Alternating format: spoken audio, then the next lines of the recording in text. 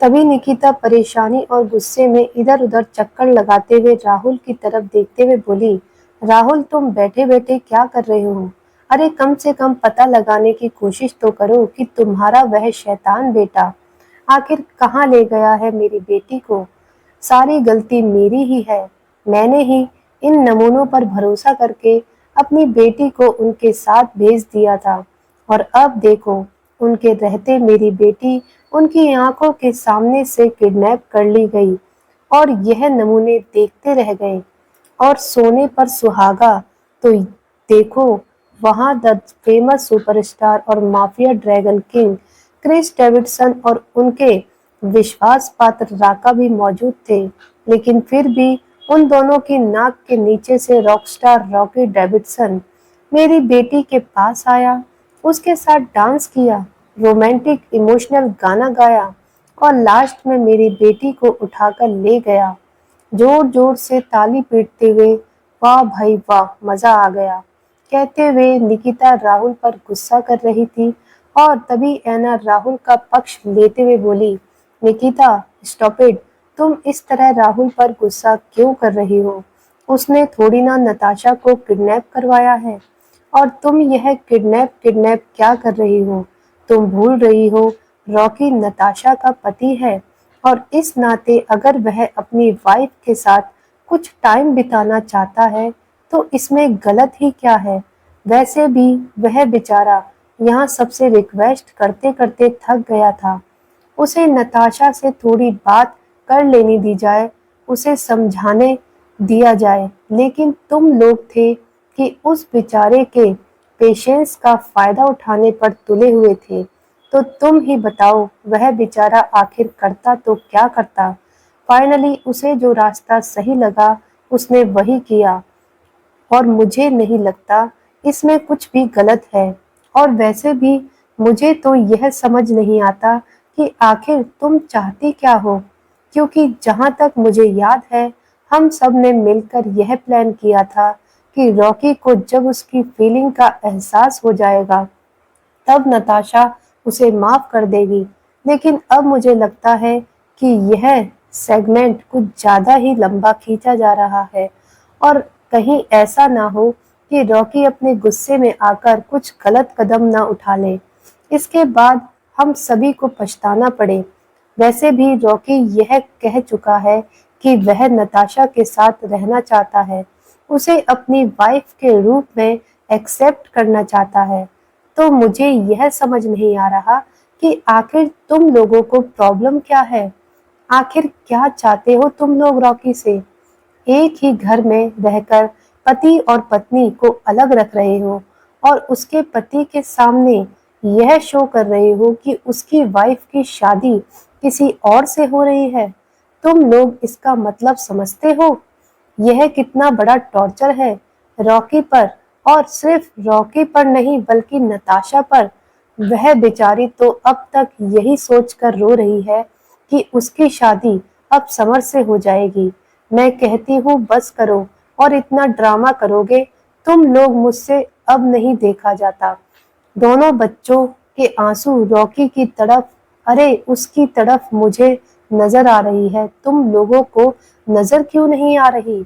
वह नताशा की शादी को लेकर किस कदर परेशान है, तुम लोग समझ क्यों नहीं रहे? कभी कभी तो जी करता है मैं रॉकी को सब सच बता दूं, लेकिन पता नहीं यह क्रिश को भी क्या हो गया है जो उसने मुझे सच बताने से मना कर रखा है। लेकिन अब मुझे यह सब बर्दाश्त नहीं हो रहा। तुम लोग आखिर कब तक उन दोनों बच्चों को अलग रखने के चक्कर में हो? कहते हुए ऐना निकिता पर गुस्सा हो रही थी। इसके साथ ही वह आसपास बैठे सभी लोगों को देख रही थी। आशी तो चुपचाप बच्चों की तरह मुंह लटकाकर बैठी हुई और समर चुपचाप बैठे बादाम खा रहा था। गौरी भी आशी की बगल में ही बैठी हुई थी। याना सामने वाले दूसरे सोफे पर बैठी हुई थी। निक अपनी व्हीलचेयर पर बैठे सभी लोगों की बातें सुन रहा था। क्रिश और राका इस वक्त यहाँ नहीं थे और अथर्व चुपचाप अपनी माँ की बात सुनकर एक चेयर पर बैठा हुआ था। रुद्र भी उसके बगल में ही था। दोनों बाप बेटे सिर्फ निकिता को परेशान होते हुए देख रहे थे और सभी आशी समर को लगातार बादाम खाते हुए देखकर मुंह बनाते हुए अचानक ही समर के हाथ पर मारती है और अपनी आंखों से निकिता की तरफ इशारा करती है कि समर निकिता को समझाए। क्या निकिता सबकी क्लास यूं ही लगाती रहेगी? लेकिन समर अपने निचले होठों को बाहर निकालकर अपने कंधे उचका देता है, जैसे वह कुछ नहीं कर सकता। और तभी ऐना की बात सुनकर निकिता ने मुंह बनाते हुए कहा, ड्रामा? तुम्हें यह सब ड्रामा लग रहा है ऐना? मैं मानती हूँ तुम्हारा बेटा अब मेरी बेटी के साथ रहना चाहता है, उसे एक्सेप्ट करना चाहता है और हम लोगों के बीच भी यही प्लान हुआ था कि रॉकी को उसकी गलती का रियलाइजेशन हो जाए और सब कुछ ठीक हो जाएगा। लेकिन फिर भी मैंने अब तक तुम्हारे बेटे के मुंह से जो सुनना चाहती हूँ वह तो मैंने सुना ही नहीं। वह बार बार यह कह रहा है कि नताशा उसकी वाइफ है, इसलिए वह उसके साथ रहना चाहता है, ना कि यह कह रहा है कि वह उससे प्यार करता है। हस्बैंड होकर रहने में और लव बनकर रहने में फर्क है। और रही बात नताशा की, तो हमने भी उसे इसलिए सच्चाई नहीं बताई क्योंकि कहीं ना कहीं उसके कदम भी डगमगा रहे हैं। उसे भी रॉकी पर पूरी तरह भरोसा नहीं है, इसलिए मैं चाहती हूँ कि उसे इस बात का रियलाइजेशन हो जाए कि क्या वह सचमुच रॉकी के साथ रहना चाहती है या नहीं। इसलिए नहीं क्योंकि वह उसकी वाइफ है, बल्कि इसलिए क्योंकि वह उसके साथ रहना चाहती है, क्योंकि उससे प्यार करती है। और यह तब होगा जब उसे ऐसा महसूस होगा कि बहुत जल्द वह किसी और की होने वाली है। प्यार और जिम्मेदारी दोनों अलग चीज है और तुम्हारे बेटे की तड़प हम सबको नजर आ रही है, लेकिन उसे खुद इस बात का रियलाइजेशन नहीं है कि यह तड़प उसे क्यों हो रही है। वह नताशा से बात करना चाहता है, लेकिन नताशा उससे बात नहीं करना चाहती। तो तुम ही बताओ, हम उन दोनों को कैसे मिलने दें? फीलिंग एक तरफ से नहीं होती, दोनों तरफ से होती है। दोनों को इस बात का रियलाइजेशन होना चाहिए कि वह दोनों एक दूसरे के बारे में क्या सोचते हैं। सिर्फ पति पत्नी होने से काम नहीं चलेगा, क्योंकि आजकल की जनरेशन को तुम बहुत अच्छे से जानती हो। इन लोगों के लिए रिलेशनशिप बनाना और तोड़ना बाएं हाथ का खेल है। और अभी भी मेरी टेंशन यह नहीं है कि वह नताशा को अपने साथ ले गया है, बल्कि मेरी टेंशन यह है कि वह अपने गुस्से में नताशा के साथ कुछ गलत ना कर दे, जिससे कि वह नताशा की नजरों में और गिर जाए और हमारा सारा प्लान बर्बाद हो जाए। मैं जानती हूँ नताशा उससे प्यार करती है और इसलिए मैं इतना स्ट्रगल कर रही हूँ, वरना मेरी बेटी को लड़कों की कमी नहीं है। लेकिन मुझे डर इस बात का है कि कहीं रॉकी नताशा को खुद से नफरत करने की कोई वजह न दे दे या जबरदस्ती का रिश्ता कायम करने की मजबूरी। तुम जानती हो ना, तुम्हारे बेटे का दिमाग आजकल कितना गर्म रहता है। उसे सही और गलत नजर ही नहीं आ रहा। उसे तो बस अपनी जिद पूरी करनी है। और देखो, वह अभी रात भर मेरी बेटी को अपने साथ लेकर पता नहीं कहाँ चला गया। कोई भी नहीं उठ रहा। एक बात कान खोलकर सुन लो ऐना, अगर तुम्हारे बेटे ने कुछ भी गलत किया मेरी बेटी के साथ, तो मैं तुमसे वादा करती हूँ उसकी आंखों के सामने मैं उसकी शादी समर से करवा दूंगी। फिर चाहे कोई कुछ भी कहे, समझी तुम? और निकिता की बात सुनकर समर, जो कि बादाम खा रहा था, उसके गले में अचानक ही बादाम अटक गया। वह जोर जोर से खांसने लगा। उस बेचारे को सांस भी नहीं आ रही थी। तभी अथर्व जल्दी से अपनी जगह से उठकर समर के पास जाकर उसकी पीठ पर जोर जोर से पंच मारने लगा ताकि उसकी सांस आए। और आसी मुस्कुराते हुए बोली, आया मजा, भुक्कड़ कहीं के। आशी की बात सुनकर समर ने एक नजर उसे घूर कर देखा और निकिता की बात को बीच में रोकते हुए कहा, अरे आंटी, यह आप क्या कह रही हैं? शादी और मेरी, वह भी नताशा के साथ? नहीं नहीं, प्लीज, वह बहुत रोती है। अगर मेरी शादी उससे हो गई तो मेरी तो सारी जिंदगी उसकी टिश्यू पेपर खरीद कर देने में ही निकल जाएगी। 1 साल में एक ब्रांड न्यू स्विमिंग पूल मेरे घर में होगा। यार, मैं तो यही सोचकर हैरान हूँ कि कोई इतना कैसे रो सकता है। आंटी, एक बात पूछूं? प्लीज बुरा मत मानना। नताशा जब पेट में थी तो क्या आप रोज प्याज काटती थी, या फिर अंकल आपसे रोज लड़ाई करते थे जो आप इतना रोती थी कि आपकी बेटी भी रोतली बन गई है? सच्ची आंटी, मैंने इतना किसी भी लड़की को रोते हुए नहीं देखा।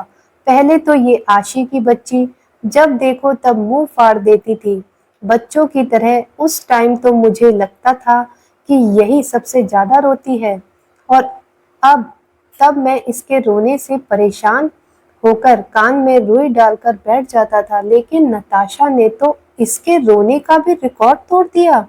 या फिर आप मुझे यह बताइए कि आपके खानदान की सारी लड़कियां इतना ही रोती हैं क्या?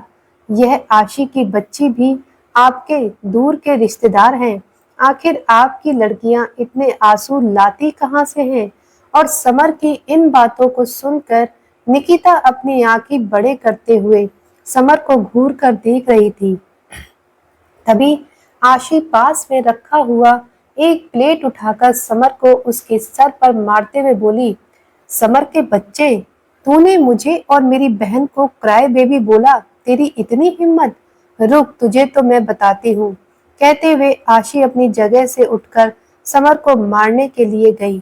तभी समर आशी को अपनी तरफ आता हुआ देखकर जल्दी से अपनी जगह से उठा और वहां से दौड़ गया। अरे अरे जंगली बिल्ली, तू मुझे क्या मारेगी? पहले पकड़ कर तो दिखा। मैंने भी तेरे सारे दांत न तोड़ दिए तो मेरा नाम भी समर नहीं। अच्छा, तू मेरे सारे दांत तोड़ देगा? मैं तेरा सर फोड़ दूंगी। कहते हुए आशी ने पास में रखा हुआ एक छोटा सा फ्लावर वॉश उठाकर समर को फेंक कर मारा, लेकिन समर नीचे झुक गया और वह फ्लावर वॉश का निशाना चूक गया, जो देखकर समर ने अपनी जीभ निकालकर आशी को चिढ़ा दिया। अरे अरे, तुम क्या कर रहे हो? यह सब तुम दोनों बच्चों की तरह क्यों लड़ रहे हो? शांत हो जाओ आशी, शांत हो जाओ। कहते हुए निकिता उन दोनों को शांत कर रही थी और रुद्र, राहुल दोनों मुस्कुरा रहे थे। बच्चों से यह घर भरा पूरा लग रहा था, लेकिन निक दोनों को इस तरह लड़ते हुए देखकर मुंह बना लेता है। और तभी हॉल में एक गरजती हुई आवाज गूंज उठी, क्या हो रहा है यहाँ? और इस आवाज को सुनते ही आशी और समर अचानक ही अपनी जगह पर रुक गए। उन दोनों की सांस ही अटक गई। दोनों की आंखें हैरानी से बड़ी हो गई। आशी के हाथ में एक दूसरा फ्लावर वॉश था। उसने तुरंत अपनी कमर के पीछे छुपा लिया और समर के बार से बचने के लिए अपने हाथ में एक पिलो लेकर खड़ा था। उसने तुरंत ही पिलो अपने हाथों से गिरा दिया और एकदम शरीफ बच्चों की तरह अपना सर झुकाकर पीछे हाथ करके खड़ा हो गया। हॉल में बैठे सभी बड़े रुद्र, राहुल, निकिता, ऐना और अथर्व अचानक ही दरवाजे की तरफ देखते हैं तो वहां क्रिश और राका खड़े थे। क्रिश अपनी नीली आंखों से आशी और समर को देख रहा था। उसने अपने सीने पर हाथ बांधे हुए थे और क्रिश को इस तरह देखकर आशी और समर के चेहरे की हवाइयां उड़ गईं। लेकिन निक, जो कि अभी अपनी व्हील चेयर पर अननोइंग तरीके से बैठा हुआ था, क्रिश को देखकर अपने चेहरे पर डेविल स्माइल लाता है। वह जल्दी से मौके का फायदा उठाकर क्रिश की तरफ देखते हुए बोला, नथिंग ब्रो, तुम्हारी फायरफ्लाई समर ब्रो के साथ कुत्ते बिल्ली की तरह लड़ाई कर रही है, बस और कुछ नहीं। वैसे ब्रो, मुझे यह समझ नहीं आता, तुम्हारी यह फायरफ्लाई बड़ी कब होगी? ओह सॉरी भाभी। इन शब्दों को कहते हुए निक ने अपनी तिरछी नजर से आशी की तरफ देखा और आशी उसकी बातों को सुनकर अपनी आंखें छोटी करते हुए निक को देखने लगी, क्योंकि वह जानती थी निक उसे एक बार फिर फंसाने के चक्कर में है। और अब वह मुंह बनाते हुए जैसे ही क्रिस से कुछ कहने वाली थी, साइको वह मैं शट अप फायरफ्लाई, मैंने तुमसे कितनी बार कहा है इस तरह हाल में इस इधर उधर दौड़ना नहीं है। और तुम दोनों यह बच्चों की तरह क्या खेल रहे हो? लगता है यहाँ तुम लोगों को अपना वर्कआउट कुछ ज्यादा ही याद आ रहा है। चलो अच्छा ही है, तो अब तुम दोनों जाओ और इस पूरे फार्म हाउस के 3 चक्कर लगा कर आओ। और क्रिश की बात सुनकर आशी और समर दोनों की सांस अटक गई। उन दोनों के माथे से पसीना बहने लगा और बॉडी थर थर कांपने लगी, क्योंकि इस फार्म हाउस का सिर्फ रेजिडेंशियल एरिया 3 किलोमीटर में फैला हुआ था। और अगर आशी और समर इसके 3 चक्कर लगाते तो इसका मतलब उन दोनों को 9 किलोमीटर दौड़ना पड़ता। और यह जानने के बाद अब दोनों को ही चक्कर आ रहे थे। तभी आशी लगभग रोने सी शक्ल बनाकर जल्दी से दौड़ते हुए क्रिश के पास गई और उसे जोर से हक करते हुए बोली, साइको साइको, नहीं नहीं, मैंने कुछ नहीं किया, प्लीज साइको, मैं चक्कर नहीं लगाऊंगी, मैं बहुत थक जाऊंगी, फिर मेरे पैर दुखेंगे, प्लीज साइको, माफ कर दो ना। तुम इस समर के बच्चे से कह दो यह मेरे हिस्से का भी चक्कर लगा लेगा। वैसे भी यह बहुत स्ट्रांग है, अभी इतने सारे बादाम बैठकर खाए हैं इसने। और अपने आप को फंसता हुआ देखकर समर जल्दी से अपनी आंखें बड़ी कर अपना सर ना में 4-5 बार हिलाते हुए बोला, क्या मैं? नहीं नहीं, मैंने कुछ नहीं किया क्रिश, प्लीज ऐसा मत करना। यह आशी ही मुझसे लड़ रही थी, मैं तो शरीफ बच्चों की तरह बादाम खा रहा था। और वैसे भी बादाम खाने से किसको एनर्जी मिलती है? उससे तो दिमाग तेज होता है ना। प्लीज साइको, मेरा मतलब, सॉरी क्रिश, अपनी इस फायरफ्लाई के साथ मुझे भी छोड़ दो, भगवान तुम्हारा भला करेगा। और उन दोनों का ड्रामा देखकर सभी फैमिली मेंबर एक दूसरे का चेहरा देख रहे थे। तभी क्रिश उन दोनों की तरफ देखकर कोल्ड नजरों से बोला, ठीक है 4 चक्कर। क्या 4 चक्कर? नहीं नहीं, अभी तो 3 थे। कहते हुए समर के चेहरे की हवाएं उड़ गईं। और तभी आशी जल्दी से दौड़कर राहुल के पास गई और मासूम सा चेहरा बनाकर राहुल से बोली, बाबा बाबा देखो ना, साइको मुझे सजा दे रहा है, प्लीज मुझे बचा लो ना। आपने देखा था ना, लड़ाई इस समर के बच्चे ने की थी और यह निक का बच्चा हर वक्त मुझे फंसाता रहता है। पता नहीं इसकी क्या दुश्मनी है मुझसे। मैंने तो इसकी चॉकलेट भी नहीं चुराई, वह तो मैंने गौरी की चुराई थी। बाबा प्लीज। और फिर आशी रुद्र के पास जाकर बोली, चाचू चाचू आप ही कुछ कहो ना साइको को, 4 चक्कर मैं तो, मेरे तो पैर ही टूट जाएंगे। और फिर मैं नताशा की शादी में कैसे नाचूंगी? शट अप फायरफ्लाई, जाओ और जाकर अपनी पनिशमेंट कंप्लीट करो, वरना। कहते हुए क्रिश के चेहरे पर डार्क एक्सप्रेशन थे और उसकी बात सुनकर आशी अचानक ही खड़ी हो गई। वह अपने निचले होठ बाहर निकालकर मासूमियत से क्रिश की तरफ देखने लगी और क्रिश ने अगले ही पल उसके चेहरे से अपनी नजर हटा ली, क्योंकि अगर वह इस मासूम चेहरे को 2 मिनट से ज्यादा देखता तो शायद पिघल जाता। और तभी राहुल और रुद्र आशी का सपोर्ट करते हुए बोले, क्रिश बेटा, ऐसी भी क्या गलती की है इन्होंने? बच्चे हैं, खेल रहे थे, ऐसे में इन्हें इतनी बड़ी सजा देना सही नहीं है। और यह सुनकर क्रिश कोल्ड नजरों से राहुल और रुद्र की तरफ देखते हुए बोला, मैंने जो कह दिया सो कह दिया। राका की तरफ देखते हुए कमान देकर, राका ले जाओ दोनों को। और अब क्रिश के कमान को सुनकर राका सर झुकाकर हाँ में सर हिलाता है। अब ना चाहते हुए भी आशी क्रिश की तरफ देखते हुए चुपचाप वहां से चली गई। और समर बेचारा, उसका तो चेहरा ही लटक गया था।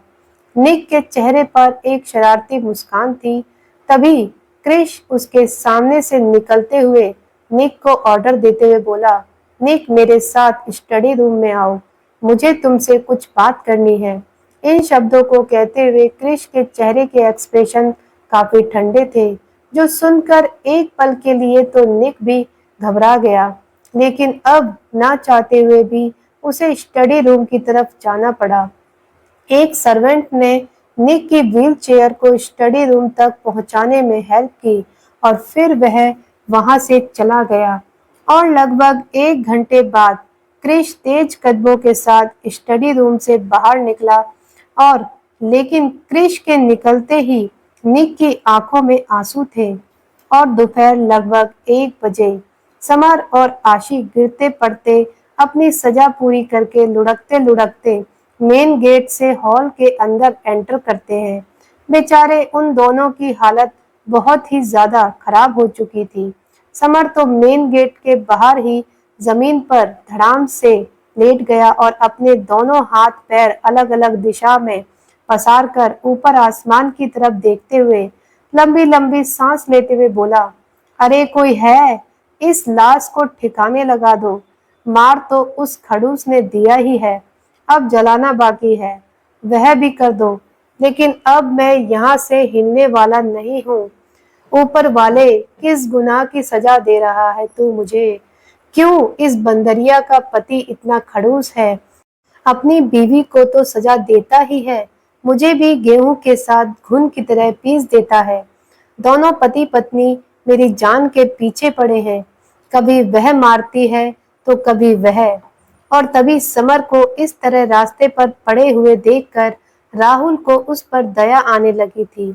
राहुल जल्दी से आगे जाकर समर को संभालते हुए अंदर की तरफ ले जाते हुए बोला, अरे समर बेटा, संभाल कर, तुम यहाँ क्यों पड़े हो? तुम मेरे साथ अंदर चलो। इतना कहकर राहुल उसे हॉल में लाकर सोफे पर बिठा देता है। और अब राहुल एक मेडिसिन लाकर पीटर की तरफ देते हुए बोला, पीटर यह मलहम समर को अप्लाई कर दो, उसे दर्द में आराम मिलेगा, बेचारे के पैरों में बहुत तकलीफ हो रही होगी। राहुल की बात मानकर पीटर समर को सहारा देते हुए वहां से ले जाने लगा, और समर दर्द से कराहते हुए मासूम से चेहरा बनाकर जाते जाते राहुल की तरफ देखते हुए बोला, अर्ज किया है, इस खानदान ने हमको कुछ इस कदर है गम दिया, बेटे ने तोड़ दी हड्डियां और बाबा ने लाकर मलहम दिया। जल्दी कमरे में लेकर जाकर पीटर यार, जल्दी मरहम लगा दे, बहुत दर्द हो रहा है पैरों में। और तभी समर की बात सुनकर राहुल उसे आवाज देते हुए बोला, अरे समर, तुम तो आ गए बेटा, लेकिन आशी कहाँ है? और राहुल की बात सुनकर समर के चलते हुए कदम रुक गए। वह मुंह बनाते हुए पीटर की तरफ देखते हुए बोला, पीटर 1 मिनट रुक यार, जरा मुझे संभालना। अब राहुल की तरफ देखकर मुंह बनाते हुए बोला, नाम भी मत लो उस गद्दार का बाबा। उस धोखेबाज ने मुझसे कहा कि समर तू आगे आगे दौड़, मैं तेरे पीछे पीछे दौड़ती हूँ। और जब मैं आगे दौड़ने लगा तो वह न जाने कहां से घोड़ा लेकर आई, और घोड़े की सवारी करते हुए उसने घोड़ा मेरे पीछे दौड़ा दिया। आप नहीं जानते बाबा, 5 घंटे की दौड़ मैंने घोड़े के डर से 1 डेढ़ घंटे में कंप्लीट किया, और उसने 1 सेकंड भी मुझे रुकने नहीं दिया, बस लगातार घोड़ा मेरे पीछे दौड़ा रही थी। मत पूछो बाबा, कितनी मुश्किल से जान बचाई है मैंने। मुझे तो डर लग रहा था कहीं वह घोड़ा छलांग मारकर मेरी छाती पर न चढ़ जाए। क्या बताऊं बाबा, अभी अभी आपको जो एक रेडीमेड तैयार किया हुआ बेटा मिला है वह कम हो जाता। और आपको पता है, अब मैंने उस आशी की बच्ची से कहा कि यह तो चीटिंग है, साइको ने 4 चक्कर लगाने के लिए कहे हैं और तुम घोड़े पर चढ़कर चक्कर लगा रही हो। तो उसने क्या कहा मालूम है? मुंह बनाकर आशी की नकल उतारते हुए बोला, साइको ने 4 चक्कर लगाने के लिए कहे हैं, लेकिन कैसे लगाना है यह तो कहा भी नहीं है। तो जब कहा ही नहीं है तो मैं किसी भी तरीके से चक्कर लगा सकती हूँ, क्योंकि बात तो राउंड लगाने की हुई थी। कैसे लगाना है ये थोड़ी ना कहा था। इसे कहते हैं दिमाग। और समर की बात सुनकर राहुल मुंह दबाकर हंस रहा था। उसने समर की तरफ देखते हुए कहा, अच्छा, अगर ऐसा है बेटा, तो तुमने घोड़ा क्यों नहीं ले लिया? तुम भी तो ले तुम भी तो ले जाते। मैं कैसे लेता बाबा? वह जंगली बिल्ली मुझे रुकने देती तब ना। उसने कहा, समर तुम दौड़ो, लेकिन तुम बहुत स्ट्रांग हो। और साइको की बात अभी क्लियर नहीं है कि उसने कैसे राउंड लगाने के लिए कहा था। अगर मैं गलत हुई और मुझे सजा मिलेगी तो सिर्फ मुझे ही सजा मिलेगी, लेकिन तुम तो बच जाओगे। और वैसे भी मैं तो उसकी बीवी हूँ। मैं तो उसकी क्राय बेबी बनकर अपनी जान बचा लूंगी। तुम अपनी सोचो। बस फिर क्या था, मैं डर गया बाबा। उसके साइको का खौफ मेरे अंदर जो बैठा हुआ है, और फाइनली मुझे दौड़ना ही पड़ा। आई मैं मर गया बाबा। कहते हुए समर का रोने जैसा चेहरा हो गया था। और यह सुनने के बाद कि आशी ने बड़े ही अच्छे से अपने दिमाग का इस्तेमाल किया, राहुल को हंसी आ रही थी। अब उसने पीटर की तरफ इशारा किया तो पीटर समर को संभालते हुए वहां से ले गया। तभी आशी उछलते हुए हॉल में दाखिल हुई। उसके चेहरे की शरारत देखकर राहुल मुस्कुरा रहा था। तभी अपने सामने राहुल को सोफे पर बैठा हुआ देखकर आशी बच्चों की तरह चलते दौड़ते हुए उसके पास आते हुए बोली, बाबा बाबा, आपको पता है आज मैंने क्या किया? और आशी की बात सुनकर राहुल मुस्कुराते हुए उसके सर पर हल्का थपथपाते हुए बोला, सब पता है मुझे। तू चीटिंग करके जीत गई। बेचारे समर की क्या हालत की है तुमने। आशी, यह अच्छी बात नहीं है बेटा। और यह सुनकर आशी ने मासूम सा चेहरा बनाते हुए कहा, सॉरी बाबा, लेकिन यह चीटिंग नहीं है, इसे दिमाग का इस्तेमाल करना कहते हैं।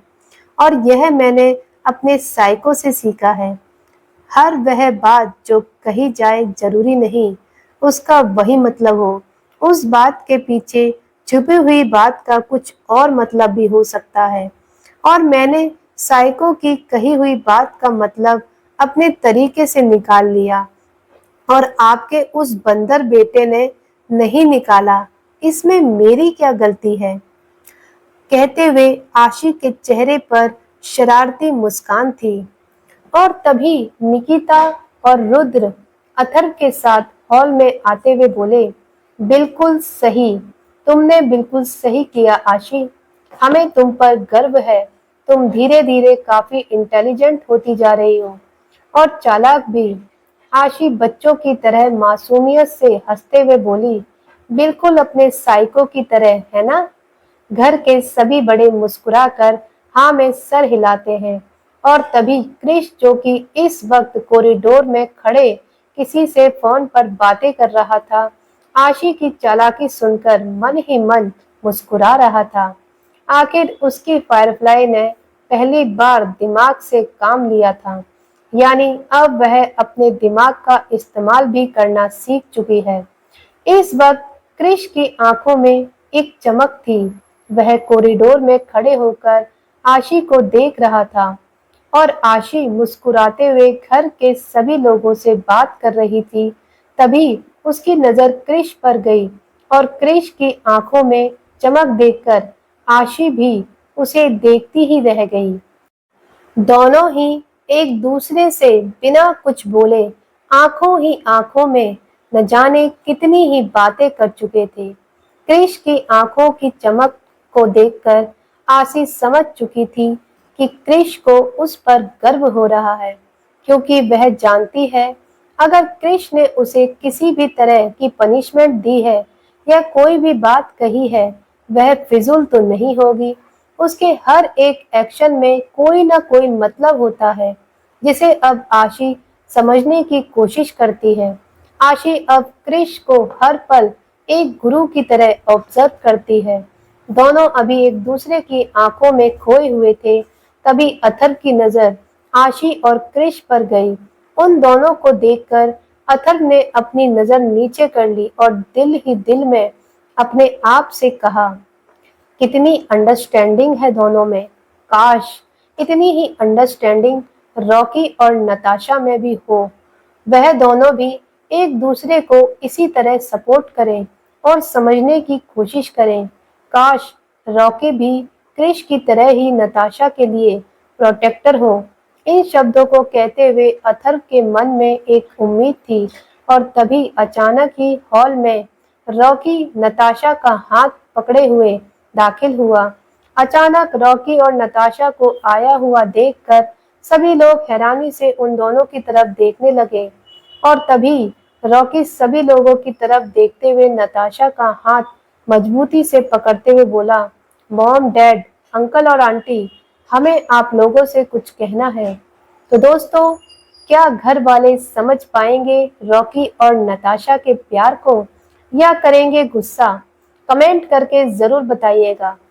आगे की कहानी पढ़ने और सुनने के लिए जुड़े रहिए हमारे साथ हमारे चैनल डीएल हिंदी स्टोरी पर। मिलते हैं अगली वीडियो में अगले एपिसोड के साथ। और हाँ दोस्तों, वीडियो को लाइक ज़रूर करें और ज़्यादा से ज़्यादा अपने दोस्तों को शेयर करें। अब आप मिलते हैं अगली वीडियो में, तब तक के लिए धन्यवाद।